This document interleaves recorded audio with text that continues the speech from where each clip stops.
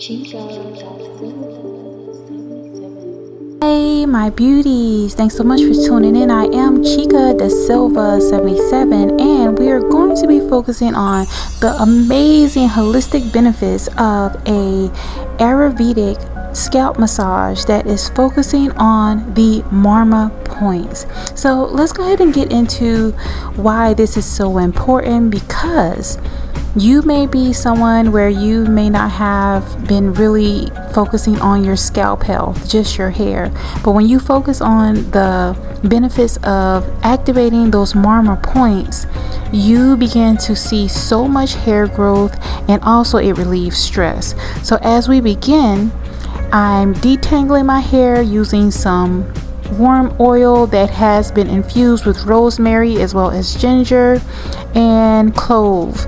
So I'm just going to show you, we're starting off in the crown area, the Adipati Marma crown area. So this is going to be upward to the crown area at the top of the scalp, and this is going to bring about a lot of blood flow and circulation.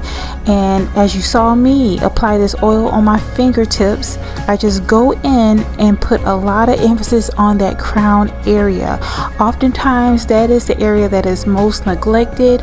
For some people, they begin to see hair loss in that area, so it's important to focus on tapping gently and also massaging the oils into that part of your scalp. According to Ayurveda, there are 108 important points called the marmas in our body, and there are 31 marmas that are occurring in our head, which are the main pressure points where our veins, our arteries, and our cranial nerves all interconnect. So by focusing on applying light pressure to the marma points, it not only creates a sense of relaxation, bringing about stress relief, it also activates blood flow. Now we move on to the next area, which is the Shank Marma, focusing on the temples near the eyebrows and just gently massaging this in.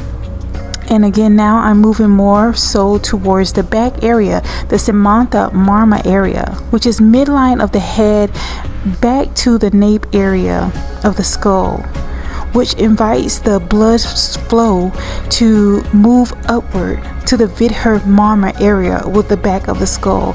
And this is going to reduce a level of stress and anxiety, because there's a lot of blood flow that comes from this area. So you want to just lightly massage, making sure that you're not just focusing on the actual hair, but the scalp. All right, really getting deeply in there. And so the oil is also going to help penetrate those areas and really get in there. And you're gonna feel a sense of tingling as you do this when you continue to do this on a regular basis. Now we're gonna move on to the Shepa Marma area, which is right above the hairline. Now keep in mind, you want to have a cloth with you. I should have done this part in the beginning, but I just kind of flow with what I'm guided to do first. But this is right above your hairline in the frontal part of your brain, and so this is also going to bring you to a place of inviting that blood flow to go to those areas. Maybe especially if you've had some hair loss in your temple area and your edges, you know, this is allowing you to stimulate that growth in those spaces. Now we move on to the back of the ear, behind the ear, near the skull area, and this is the Vidher Marma area. And again, focusing on both sides, gently, you know, use rotation, circular rotations. And this is something, although I kind of made this in a faster version as I, you know, relax myself from these massages, I made this in like a condensed version, but you want to make sure you commit to time with doing this, you know, maybe 30 minutes to an hour to really allow you to get the full effect. And now we move on to the Shatpani Marma area. So this is right above your brows, in between your brows, focusing on that third eye area. This is going to bring a lot of relaxation, and why this is also important is between the eyes, you're going to bring about a sense of relaxation, when it comes to stressors. And as we all know, with all of these massages, is bringing about blood circulation and flow to your scalp.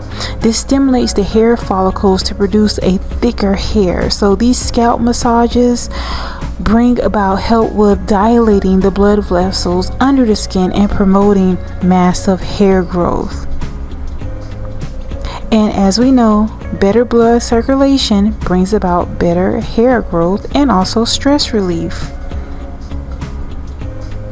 Another important aspect of doing these massages is making sure that you incorporate a healthier diet, having proper nutrition, which also helps with good blood circulation. So you may want to drink more water on a daily basis. And again, as I am closing out this massage, I'm also being very careful of hair retention. So my hair in its natural state, in its curly state, I'm being gentle with, combing it out, making sure that I'm going from the root and not necessarily pulling it all the way out, okay? Because sometimes we end up breaking our very delicate hair by raking it through. We want to be very careful. Now I'm going to shortly show you how I go back to focusing on the crown area, the Adampati area, Adampati Marma crown area, and just focusing on bringing about blood flow and vital blood circulation in these areas. And I go in the crown area and focus on that and kind of go downward on each side. And so you want to definitely make sure that you have moisture when you're doing this. Some people do these massages on dry hair, but it'll be even more beneficial if you focus on utilizing a carrier oil or some type of custom blend, including the oil that I provide as well.